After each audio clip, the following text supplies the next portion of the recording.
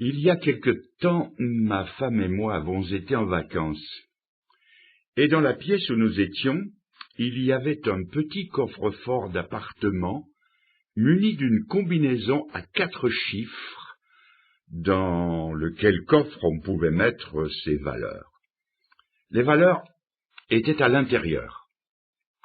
La Bible dit que le bonheur aussi est à l'intérieur. Bien mieux, il est intérieur. Mais encore faut-il connaître ou se rappeler la combinaison secrète pour avoir accès à ces valeurs. Le bonheur, dans la Bible, se résume par cette parole de l'apôtre Paul dans l'Épître aux Romains au chapitre 14 et au verset 17. Le royaume de Dieu, et c'est Paul qui parle, le royaume de Dieu, ce n'est pas le manger et le boire. Ça veut dire que ce n'est ni l'abondance des biens, ni la goinfrerie. Je reprends. Le royaume de Dieu, c'est... Au fait, c'est quoi? Le royaume de Dieu, c'est la justice, la paix et la joie par le Saint-Esprit. Tout ce que nous avons désiré dans notre vie, paix, joie, justice, c'est là, dans le coffre du royaume de Dieu.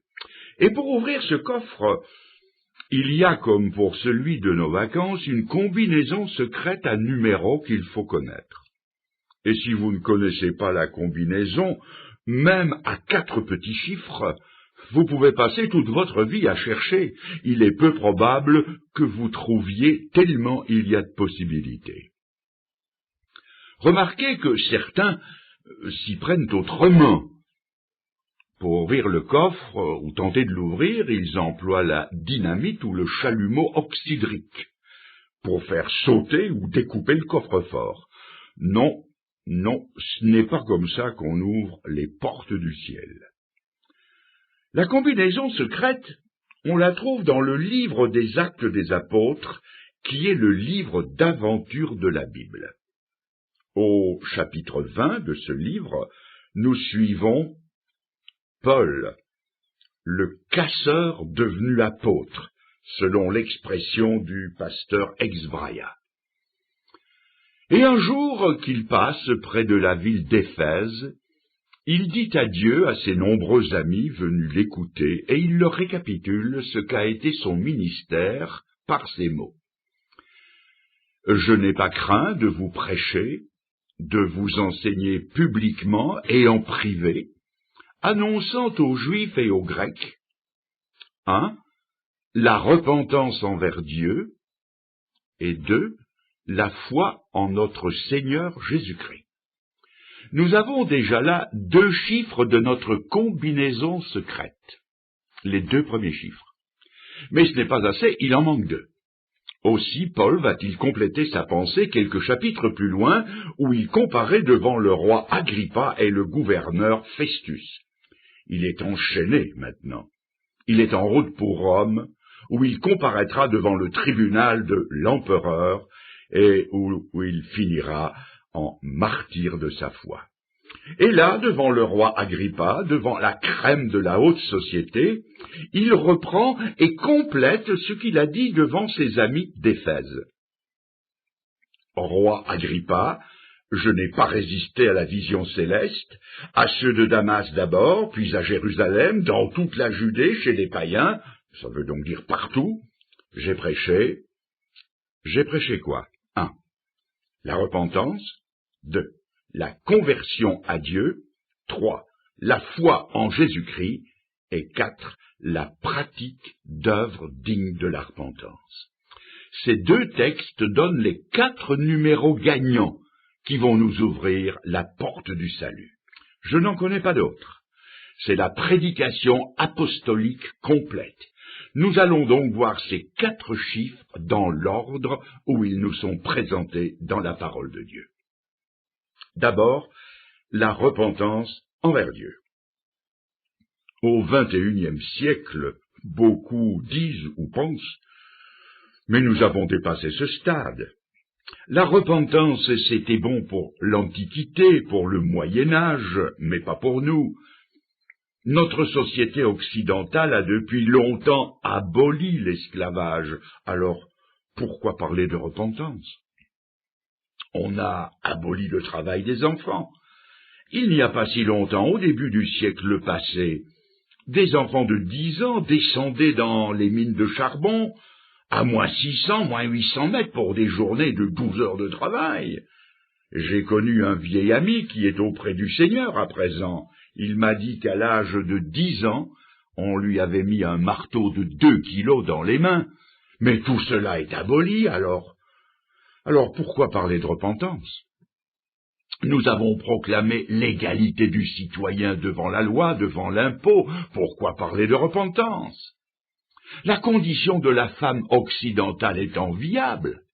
Tel n'est pas le cas dans les pays soumis à la pensée coranique. L'islam, a-t-on dit, c'est le paradis des hommes, le purgatoire des femmes et l'enfer des bourricots. Mais la situation de la femme occidentale, largement tributaire de l'enseignement de la Bible, est heureusement aux antipodes de l'autre. Alors pourquoi encore parler de repentance? Les droits de l'homme ont été proclamés en 2 étapes, à la Révolution française, et parachevés en 1945. Alors pourquoi parler de repentance? Les éléments, les forces de la nature ont été captés, domptés. La lune est à portée de main, l'homme y est allé. Quand l'homme est capable de s'élever dans le cosmos, pourquoi parler de repentance? C'est vrai que nous avons évolué scientifiquement.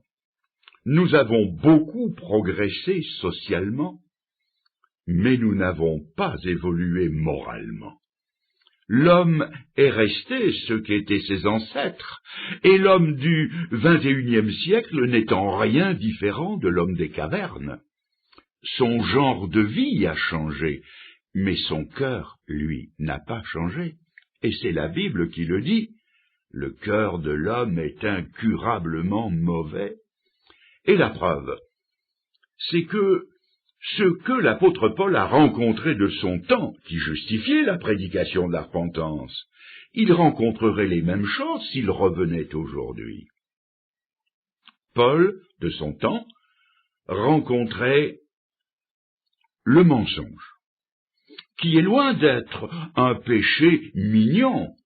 Le mensonge, c'est un manquement grave à la loi de Dieu et conduit à la perdition ce qui s'y adonne. Cela justifiait la repentance. Le mensonge est-il mis aux oubliettes aujourd'hui? Regardez le petit enfant qui naît et grandit dans une famille où on ne lui a jamais appris à mentir, au contraire.